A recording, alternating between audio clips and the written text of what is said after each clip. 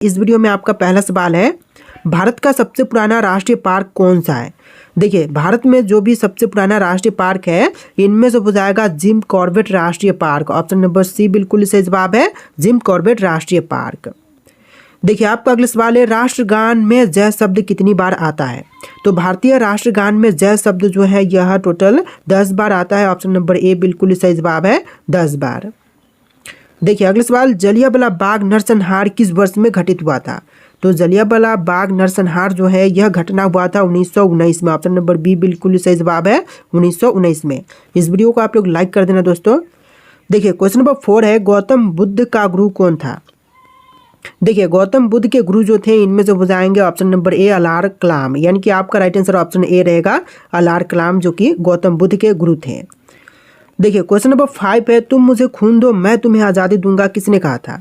तुम मुझे खून दो मैं तुम्हें आज़ादी दूंगा कहने वाले इनमें से हो जाएंगे सुभाष चंद्र बोस, यानी कि ऑप्शन नंबर डी बिल्कुल सही जवाब है, सुभाष चंद्र बोस।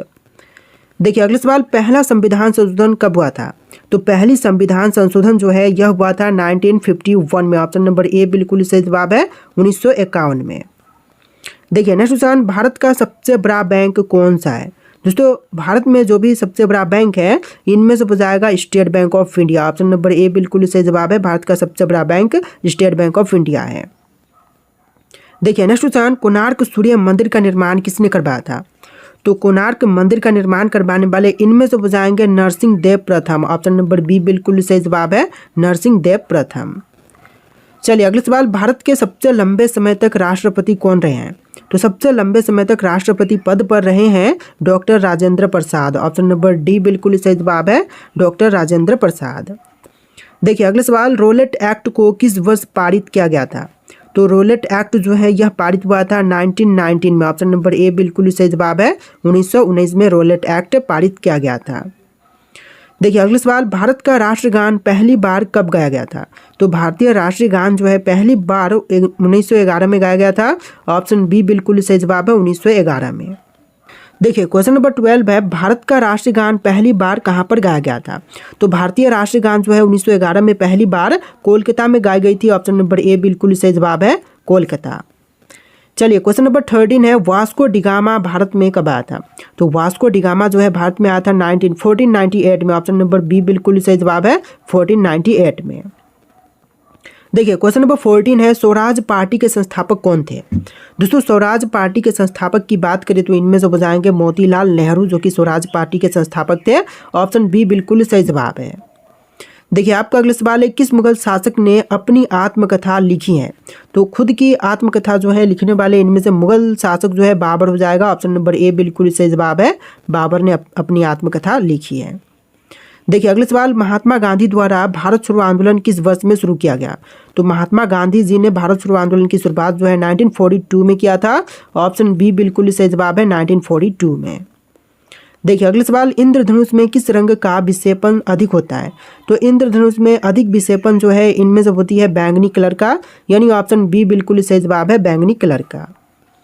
देखिए, नेक्स्ट क्वेश्चन, शेर शाह के बचपन का नाम क्या था। दोस्तों, शेर शाह के बचपन का नाम जो है इनमें से हो जाएगा Farid Khan. Option number B बिल्कुल सही जवाब है, फरीद खान। इस वीडियो में टोटल 80+ जी के क्वेश्चन है, आप लोग वीडियो को ध्यान से देखिएगा। देखिए, अगला सवाल, किस तारीख को सविनय अवज्ञा आंदोलन प्रारंभ किया गया था। तो सविनय अवज्ञा आंदोलन जो है यह प्रारंभ हुआ था 12 मार्च 1930 को, यानी कि ऑप्शन नंबर सी बिल्कुल सही जवाब है, 12 मार्च 1930 को। देखिए, क्वेश्चन नंबर 20, भारत की सबसे चौड़ी नदी कौन सी है। तो भारत में जितने भी नदियां हैं इनमें से सबसे चौड़ी नदी की बात करें तो यह नदी हो जाएगा ब्रह्मपुत्र। ऑप्शन नंबर सी बिल्कुल सही जवाब है, ब्रह्मपुत्र, जो कि भारत की सबसे चौड़ी नदी है। देखिए, क्वेश्चन नंबर 21 है, क्षेत्रफल की दृष्टि से भारत विश्व में किस स्थान पर है। 5वें, 7वें, 8वें या फिर 6ठे नंबर पर। तो क्षेत्रफल की दृष्टि से देखें तो भारत जो है यह विश्व में 7वें नंबर पर है। ऑप्शन बी बिल्कुल सही जवाब है, 7वें नंबर पर। देखिए, अगले सवाल, भारतीय तटरेखा की लंबाई कितनी है। तो भारतीय तटरेखा की कुल लंबाई जो है इनमें से हो जाएगा 7516 किलोमीटर। ऑप्शन बी बिल्कुल सही जवाब है, 7516 किलोमीटर। देखिए, अगले सवाल, सौर मंडल का सबसे गर्म ग्रह कौन सा है। तो देखिए, सौर मंडल में जो सबसे गर्म ग्रह है इनमें से हो जाएगा शुक्र ग्रह। ऑप्शन बी बिल्कुल सही जवाब है, शुक्र ग्रह। देखिए क्वेश्चन नंबर 24 है, राजा राममोहन राय को राजा की उपाधि किसने प्रदान किया? तो राजा राममोहन राय को राजा की उपाधि प्रदान करने वाले इनमें से बताएंगे अकबर द्वितीय। ऑप्शन नंबर सी बिल्कुल सही जवाब है, अकबर द्वितीय ने प्रदान किया था। देखिए क्वेश्चन नंबर 25 है, पंचवर्षीय योजना का विचार किस देश से लिया गया है? तो पंचवर्षीय योजना का विचार जो है इनमें से लिया गया है रूस से। ऑप्शन नंबर ए बिल्कुल सही जवाब है, रूस देश से। चलिए क्वेश्चन नंबर 26 है, कथकली किस राज्य का लोक नृत्य है? दोस्तों कथकली की बात करें तो लोक नृत्य जो है इनमें से हो जाएगा केरल राज्य का। ऑप्शन ए बिल्कुल सही जवाब है, केरल का लोक नृत्य है कथकली। देखिए क्वेश्चन नंबर 27 है, राष्ट्रपति संसद के किस सदन का सदस्य होते हैं? तो राष्ट्रपति जो है यह सदस्य होते हैं किसी भी सदन का नहीं, यानी कि ऑप्शन नंबर डी बिल्कुल सही जवाब है, किसी भी सदन के सदस्य नहीं होते हैं राष्ट्रपति। देखिए क्वेश्चन नंबर 28 है, किस संविधान संशोधन के द्वारा वोट डालने की उम्र को 21 से घटा करके 18 कर दिया गया था? तो यह हुआ था 61वां संविधान संशोधन के अंतर्गत, यानी कि ऑप्शन नंबर सी बिल्कुल सही जवाब है। देखिए आपका अगला सवाल है, लोकसभा में अधिकतम सदस्यों की संख्या कितनी होती है? तो लोकसभा में अधिकतम सदस्यों की संख्या जो है टोटल 552 होती है। ऑप्शन बी बिल्कुल सही जवाब है, 552। चलिए क्वेश्चन नंबर 30 है, गौतम बुद्ध के बचपन का नाम क्या था? देखिए गौतम बुद्ध के बचपन का नाम इनमें से हो जाएगा सिद्धार्थ। ऑप्शन नंबर ए बिल्कुल सही जवाब है, सिद्धार्थ। चलिए क्वेश्चन नंबर 31 है, लंपट मूर्ख किसे कहा जाता है? तो लंपट मूर्ख की बात करें तो यह कही जाती है जहानदार शाह को, यानी कि ऑप्शन नंबर सी बिल्कुल सही जवाब है, जहानदार शाह को। देखिए क्वेश्चन नंबर 32 है, रंगीला बादशाह किसे कहते हैं? तो रंगीला बादशाह जो है इनमें से कहे जाते हैं option number B Mohammad Shah को, यानी कि आपका राइट आंसर क्या होगा? Option B Mohammad Shah. देखिए नेक्स्ट क्वेश्चन, गुरुमुखी लिपि का शुरुआत किसने किया था? तो गुरुमुखी लिपि का शुरुआत करने वाले इनमें से बताएंगे Guru Angad. Option number D बिल्कुल सही जवाब है, गुरु अंगद ने गुरुमुखी लिपि का शुरुआत किया था। देखिए क्वेश्चन नंबर 34 है, खालसा पंथ की स्थापना किसने की? तो खालसा पंथ की स्थापना करने वाले इनमें से बताएंगे Guru Gobind Singh. Option number C बिल्कुल सही जवाब है, गुरु गोविंद सिंह। देखिए नेक्स्ट क्वेश्चन नंबर 35, स्वतंत्र भारत के प्रथम गवर्नर जनरल कौन थे? तो स्वतंत्र भारत के जो पहले गवर्नर जनरल बने थे इनमें से हो जाएंगे Lord Mountbatten. Option number B बिल्कुल सही जवाब है, लॉर्ड माउंटबेटन। देखिए अगला सवाल, दास कैपिटल पुस्तक का लेखक कौन है? दोस्तों दास कैपिटल पुस्तक के लेखक जो है इनमें से हो जाएंगे Karl Marx. Option number B बिल्कुल सही जवाब है, कार्ल मार्क्स। देखिए नेक्स्ट क्वेश्चन, आज के पहले लोकसभा अध्यक्ष कौन थे? तो आज के पहले लोकसभा अध्यक्ष इनमें से हो जाएंगे GB Mavalankar. Option number A बिल्कुल सही जवाब है, जीबी मावलंकर।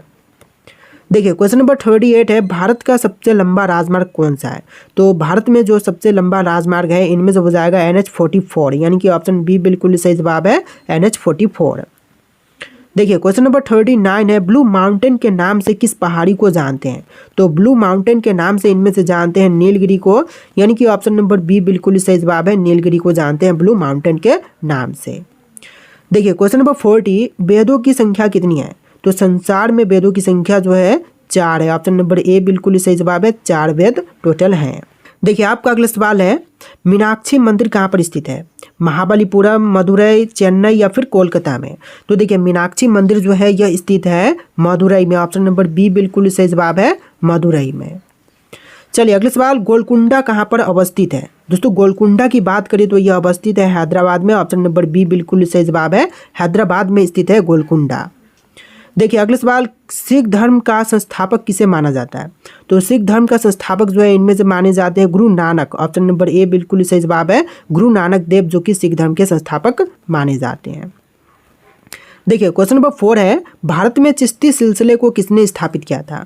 तो चिश्ती सिलसिले को स्थापित करने वाले इनमें से हो जाएंगे Sheikh Moinuddin Chishti. Option number C बिल्कुल सही जवाब है, शेख मोइनुद्दीन चिश्ती। देखिए क्वेश्चन नंबर 5 है, भारत में ग्रांड ट्रंक रोड किसने बनवाई थी? तो ग्रांड ट्रंक रोड बनवाने वाले इनमें से हो जाएंगे Sher Shah Suri. Option number B बिल्कुल सही जवाब है, शेरशाह सूरी ने ग्रांड ट्रंक रोड बनवाया था। नेक्स्ट क्वेश्चन है, पानीपत का प्रथम युद्ध कब हुआ था? तो पानीपत का प्रथम युद्ध की बात करें तो यह हुआ था 21 अप्रैल 1526 में। ऑप्शन नंबर बी बिल्कुल सही जवाब है, 21 अप्रैल 1526 में पानीपत का प्रथम युद्ध हुआ था। देखिए अगला सवाल, गुजरात विजय की यादगार में अकबर ने किसका निर्माण करवाया था? तो गुजरात विजय की यादगार में अकबर ने बुलंद दरवाजे का निर्माण करवाया था। ऑप्शन नंबर बी बिल्कुल सही जवाब है, बुलंद दरवाजे का। देखिए अगला सवाल, मुगल काल की राजभाषा कौन सी थी? तो मुगल काल की राजभाषा की बात करें तो इनमें से हो जाएगा फारसी। ऑप्शन नंबर डी बिल्कुल ही सही जवाब है, फारसी जो कि मुगल काल की राजभाषा थी। देखिए अगला सवाल, हुमायूं नामा किसने लिखा था? तो हुमायूं नामा के लेखक जो है इनमें से बताएंगे गुलबदन बेगम। ऑप्शन नंबर ए बिल्कुल ही सही जवाब है, गुलबदन बेगम ने हुमायूं नामा की रचना किया था। देखिए नेक्स्ट क्वेश्चन, गुरु अर्जुन देव किसके समकालीन थे? तो गुरु अर्जुन देव जो थे यह समकालीन थे जहांगीर के। ऑप्शन नंबर बी बिल्कुल सही जवाब है, जहांगीर के समकालीन थे गुरु अर्जुन देव। देखिए अगला सवाल, अकबर का राज्याभिषेक कहाँ हुआ था?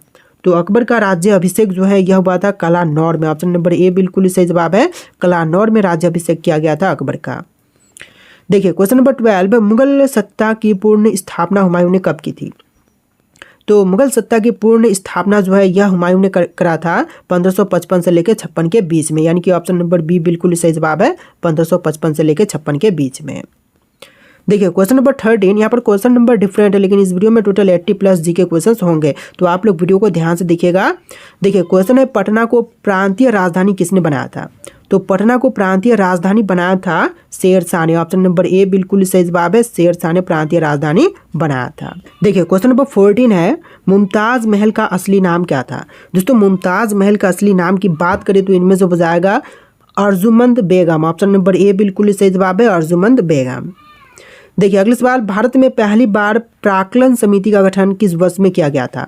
तो पहली बार प्राक्कलन समिति का गठन जो है यह हुआ था 1950 में। ऑप्शन नंबर बी बिल्कुल सही जवाब है, 1950 में। चलिए अगला सवाल, लोक लेखा समिति में कितने सदस्य होते हैं? दोस्तों लोक लेखा समिति की बात करें तो इसमें सदस्य टोटल होते हैं 22। ऑप्शन नंबर बी बिल्कुल सही जवाब है, 22 सदस्य टोटल होते हैं। देखिए अगला सवाल, संविधान के व्याख्या कर और संरक्षण कौन है? तो संविधान के व्याख्या कर और संरक्षक जो है इनमें से हो जाएंगे ऑप्शन नंबर का डी, भारत का महाधिवक्ता। ऑप्शन नंबर डी आपका बिल्कुल सही जवाब है, भारत का महाधिवक्ता जो कि संविधान के व्याख्या कर और संरक्षण होते हैं। देखिए क्वेश्चन नंबर 18 है, वर्तमान में सर्वोच्च न्यायालय में मुख्य न्यायाधीशों के अतिरिक्त कितने न्यायाधीश का प्रावधान किया गया है? तो टोटल 33 न्यायाधीश का प्रावधान किया गया है। ऑप्शन नंबर डी आपका बिल्कुल सही जवाब है, 33।